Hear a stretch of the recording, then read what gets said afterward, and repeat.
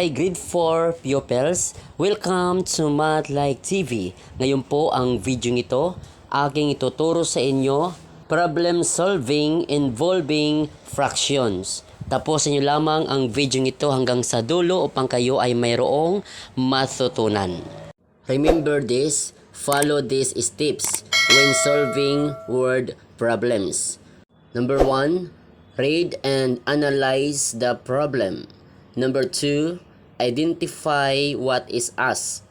Number 3, identify the operation to be used. Number 4, write the equation. Number 5, do the solution. Number 6, label your answer properly. Now example, I give you number 1. Honey uses 1/4 kilogram of ground pork to cook 1 serving of spaghetti. If she bought 3 kilogram of ground meat, how many kilogram of ground pork will be left? Ngayon ito ang ating solution. In the problem above, dito ang tinatanong, how many kilogram of ground pork will be left?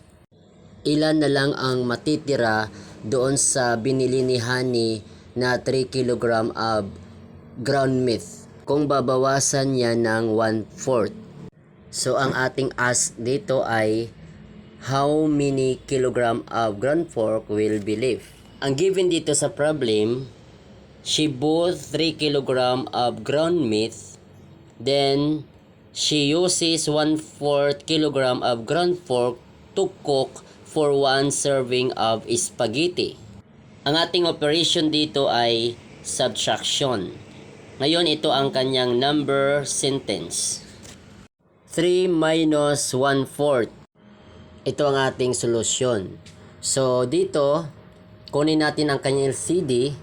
So, dito ang kanyang LCD ay 4. Itong 3, meron po siyang denominator na 1.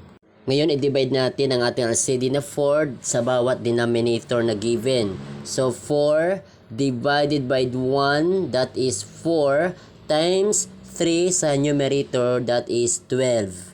Ito naman pangalawa, 4 divided by 4, that is 1, times sa denominator na 1, that is 1. Kopyahin ang operation na subtraction. Ngayon, ating nang subtract ang numerator.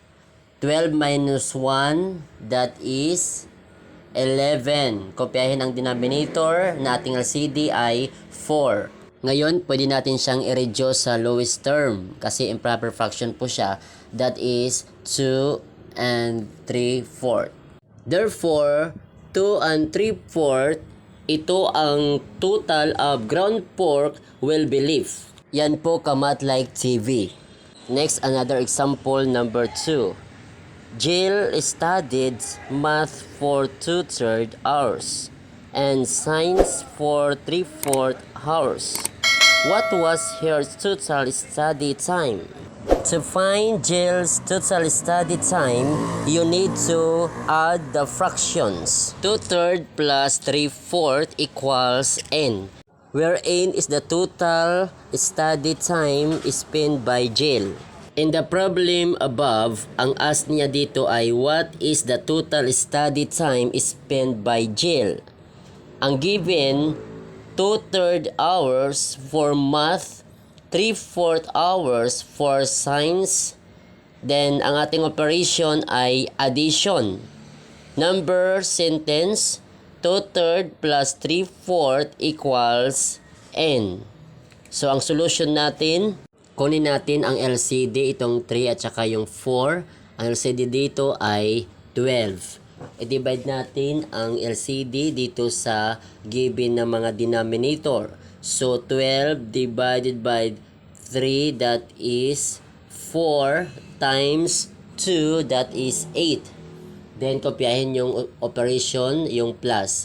Then, itong pangalawang fraction naman, so divide natin ang 12 divided by 4, that is 3, times 3, that is 9. So, ngayon, i-add natin ang numerator. 8 plus 9, that is 17. Kopyahin lang natin ang denominator na 12. Then, ating siyang i-reduce to lowest term. Simplify natin. Dahil siya ay improper fraction, gagawin natin siyang proper fraction. So, that is 1/5 over 12. So, ang answer, Jill spent 1 and 5 12 hours for studying. Yan po Kamat Like TV. Kaya ngayon kung meron kang natutunan, pakipindot naman ang like. At kung bago ka pa lamang sa aking channel, pakipindot naman ang subscribe, maging ang bell notification upang ikaw ay laging naka-update sa mga bagong video ni upload sa aking channel na ito. Maraming salamat po sa inyong panonood.